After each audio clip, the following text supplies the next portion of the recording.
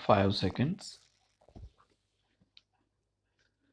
Members of Parliament, as I stand here today to greet you, representatives of the people of India, my mind is filled with emotion and the recent past of India with its travail and struggle passes before my eyes. We meet in the sovereign parliament of the Republic of India and the high enterprise of serving our motherland and the millions of our countrymen has been entrusted to us.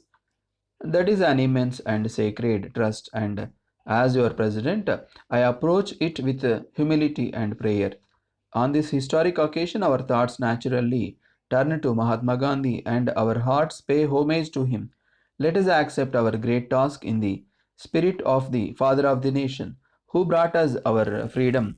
And let us remember always the message that gave us the message of unity and goodwill between all the people of India, of communal harmony, of the abolition of class distinctions, and of those based on birth, caste, or religion, and the evolution of a peaceful, cooperative India, which gives opportunities of progress to all her citizens.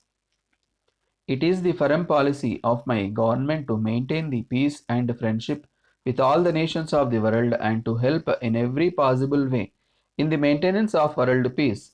The Republic of India inherits no enmities or traditions rivalries with other nations, and my government intends continuing a policy directed towards securing peace in the world and avoiding any alignment which leads to hostilities with any nation. India is a sovereign democratic republic, but she has decided to continue her association with the Commonwealth of Nations. That is a unique development, new to constitutional law and history. Thereby, we do not limit our freedom in any way, but we indicate our desire for continued friendships and cooperation with the group of nations represented in the Commonwealth. My Prime Minister recently attended the conference of Commonwealth Foreign Ministers held in Colombo. That conference was an example of how independent nations can meet together and discuss in a friendly way and the great problems that face the world. Our relations with foreign powers are friendly, and my government has exchanged diplomatic representatives with a large number of countries. Treaties of friendship have been concluded with Switzerland, a country with a great tradition of democratic freedom, and with Afghanistan, with whom we have been bound by cultural and historical ties since the dawn of history. Negotiations have been proceeding for treaties of friendship and commerce with Iran, Nepal, and the United States of America.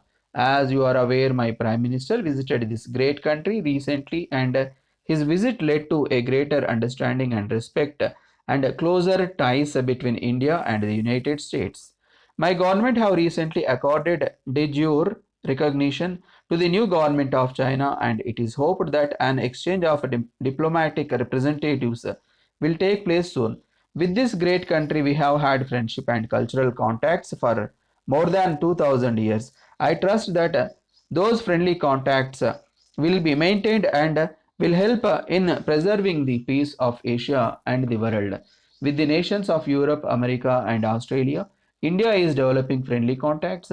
It is natural that India should be even more interested in the mother continent of Asia, of which she is a part, as well as in Africa. Her primary interest is in the freedom of peoples and in the removal of all barriers that come in the way of the full development of friendly nations and its people. She is entirely opposed to the continuation of colonial rule in any shape or form, as well as to any kind of racial discrimination. In Asia, freedom is on the march. At the same time, there is trouble and turmoil in some parts of it. I earnestly trust that out of this turmoil will emerge peace and freedom and cooperative relations between all the countries of Asia. The economic situation in the country has been a matter of grave concern to my government. Suffering from many generations to colonial rule, India had to face the heavy burdens of the World War. Her economy was badly shaken. There was a shortage of essential materials and inflation. It is the primary objective of my government to raise the standard of living of the people. Owing to the great difficulties which have followed from partition and which have cast a heavy burden on our finances. The progress we had hoped for has not been made. The burden of defense expenditure on the relief and rehabilitation of millions of displaced persons. The deficit in food has compelled the government to import large quantities of foodstuffs at a heavy cost to the country. My government have aimed at stopping inflation and bringing about gradually a lowering of prices.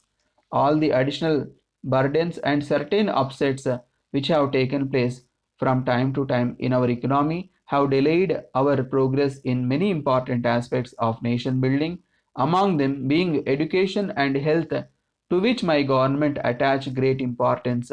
My government regret this delay greatly. It was essential, however, that in the difficult circumstances which the country had to face, every kind of economy should be practiced so that a sound foundation might be laid for future progress. There has been some definite progress in economy of expenditure.